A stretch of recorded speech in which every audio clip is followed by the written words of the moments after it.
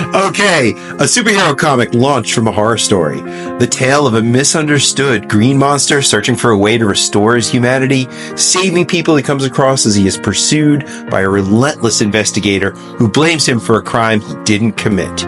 No, I'm not talking about the Hulk, though I'm sure we'll get to him in time. This video is about the creature who was once Alec Holland, who we now know as Swamp Thing. This video focuses on the first continuing series of the Swamp Thing character.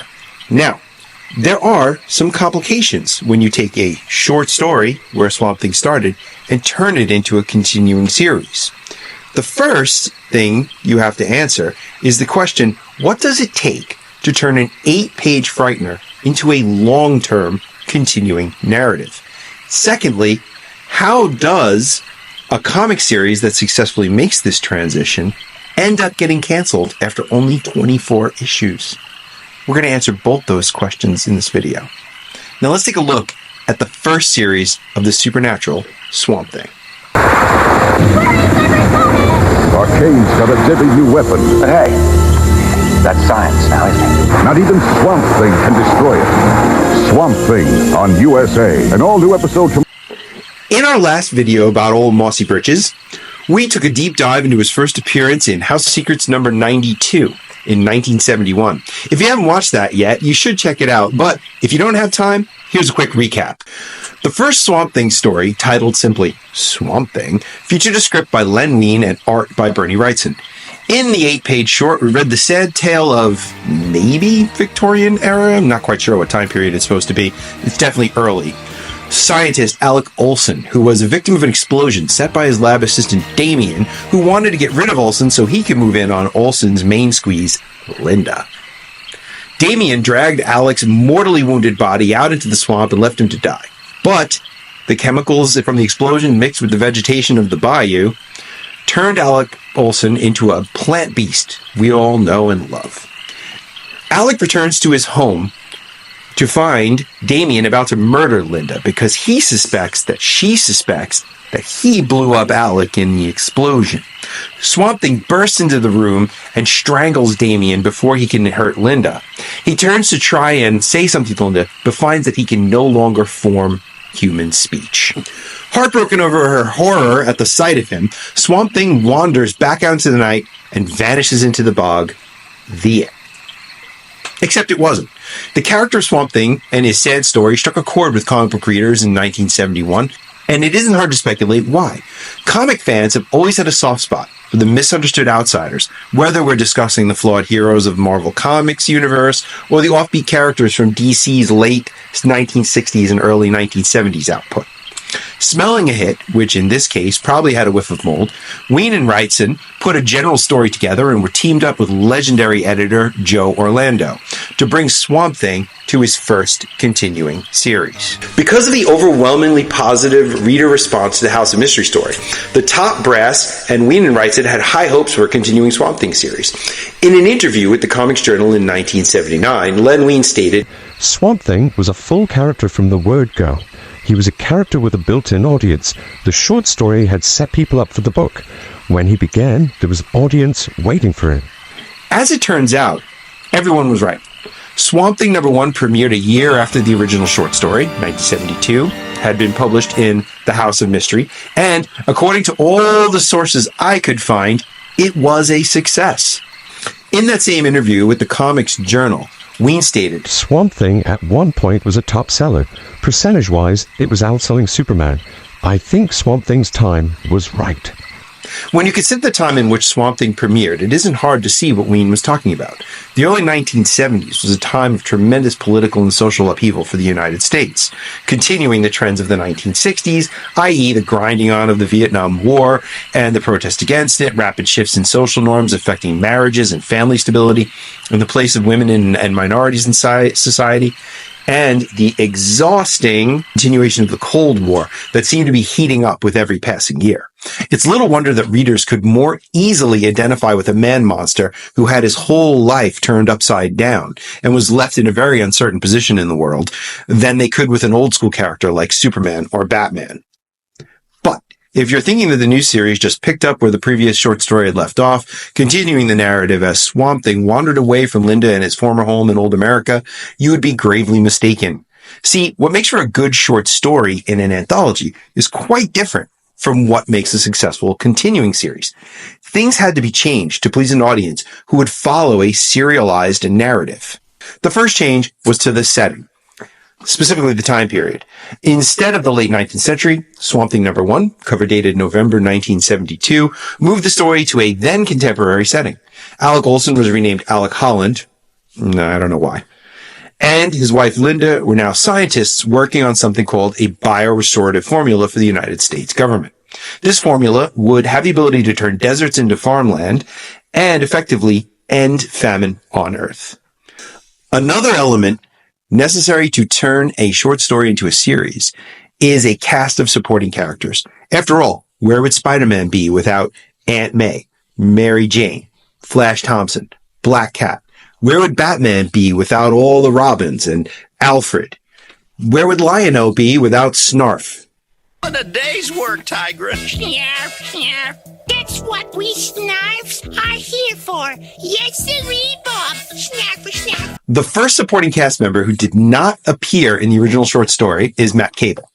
Matt Cable is a government agent. It's never really made clear which agency he works for, assigned to protect the Hollands from anyone intending to steal their formula or to do them harm.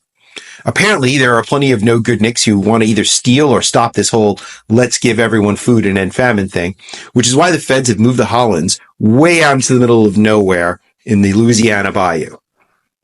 Cable is there to keep an eye on them, and in the process, he becomes good friends with the scientist couple. But even a great friend and agent like Matt Cable can't be everywhere at once. One night when he's away doing agent stuff, the Hollands are visited by Mr. Ferret and two goons, all who work for Mr. E and a mysterious group called the Conclave. The Conclave wants to either destroy the biorestorative formula or possess it themselves. Alec doesn't want to deal with them, and Ferret and his partners quickly resort to violence. They knock out Alec and plant a bomb under the table where he and Linda were developing the formula. Before Alec can reach it, the bomb goes off, and the burning form of Alec runs screaming into the swamp. He falls into the water and sinks below the green depths. He later emerges as the Swamp Thing. Later in the story, Linda is murdered by Ferret and his men, and Swamp Thing goes on a rampage, killing them. Matt Cable believes Swamp Thing had something to do with the deaths of the Hollands, and he vows to hunt him down. And this is where the first issue ends. The next supporting character to be introduced shows up in issue 2. Swamp Thing is lured by a group of bizarre creatures to a castle outside of a small town in Eastern Europe. The master of these creatures, known as the Unmen, is Anton Arcane, a sorcerer and mad scientist who would become, eventually, the archenemy of the Swamp Thing, and would actually have a big effect on the history of DC Comics much later. In issue 2, Arcane explains to Swamp Thing that he can use his combined powers of magic and science to change him back into plain old Alec Holland, while he, Arcane that is, will turn into the Swamp Thing in order to gain immortality. Alec is fine with this. He just wants to go back to being normal until he hears Arcane talking to his unmen about his real plans. He wants to have Swamp Thing's body to wreak horrible vengeance on the innocent villagers who have shunned him because of his twisted experiments. Who would have thought that using black magic and unethical science to create abomination in the eyes of God would make a guy unpopular with his neighbors? But there you go. Swamp Thing fights Arcane and the Unmen, and this results in the first of Arcane's deaths when he falls from the castle's tower. Don't worry about him, though. Arcane has plenty of tricks up his sleeve. Arcane shows up a total of 3 times in the first series to bedevil Swamp Thing and his friends. After his fall from the tower, his Unmen resurrect him in a body they assembled from spare parts, and he comes after the Swamp Thing in the Louisiana bayou. While fighting Holland, Arcane is attacked by the ghosts of slaves buried in the graveyard where the battle is taking place, and he ends up getting killed for the second time.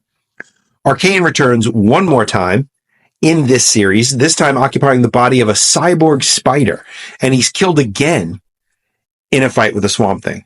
This would prove to be the last time the readers would see Arcane for a while. In fact, he wouldn't be seen again until being brought back to life by Alan Moore in an issue that would have a tremendous effect on DC Comics and comic book history going forward. But that's a story for another video. The third supporting character introduced during the series was Abigail Arcane, the niece of Anton and his polar opposite in many ways. Despite spending time around wicked Uncle Anton, Abigail is caring and compassionate. She's a doctor who runs a free medical clinic for the villagers that her uncle wanted to destroy.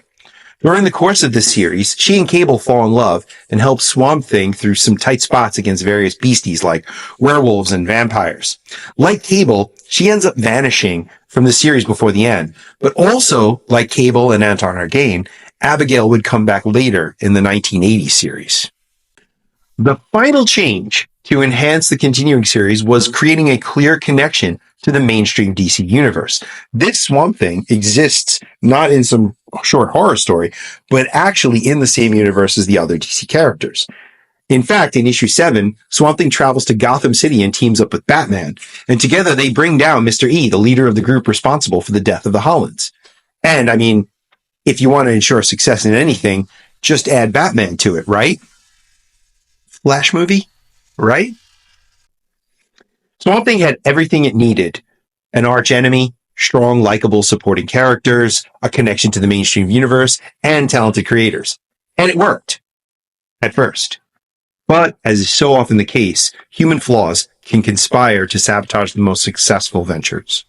Like I said earlier, the first continuing series was a hit at first. But as time went on, sales began to drop. Wrightson suddenly left the series after issue 10. Len Wein discussed in the same interview with the Comics Journal that there was a falling out between him and Wrightson and Orlando, but he would never really discuss the specifics of what was the problem. We do have some clues as to what might have happened. In an interview in 1982, Bernie Wrightson, while talking about Swamp Thing, said, "It's always been the case where I was real excited to begin with, and then halfway through, it starts to run out, and towards the last quarter, I could give a shit, and it really falls down." So it isn't crazy to infer, here in the future, that Wrightson left Swamp Thing because he's suddenly tired of it, an attitude that could very well have angered both Len Wein and Joe Orlando, because it sabotaged this successful on-running thing they had. After Wrightson left, Filipino artist Nestor Redondo took over art duties and did a fine job, but sales continued to decline. It seems that fans of the series were really attached to the detail and precise illustrations that Wrightson brought to the series, and didn't give Redondo much of a chance after Wrightson's sudden departure. Due to the stress of collaborating with an artist who didn't live in the same country as him, and all the infighting going on at DC at the time, look into something called the DC implosion, Len Wein stopped writing the series with issue 13, and David Michelinie took over scripting duties. Michelinie would script the series until issue 18, when he was replaced by Jerry Conway. All of this creative turnover didn't do the series any favors, either creatively or financially. Once it was clear that sales showed no sign of turning around, the brats at DC began to steer resources away from the series. In fact, issues 14 to 24 were printed in black and white to save money.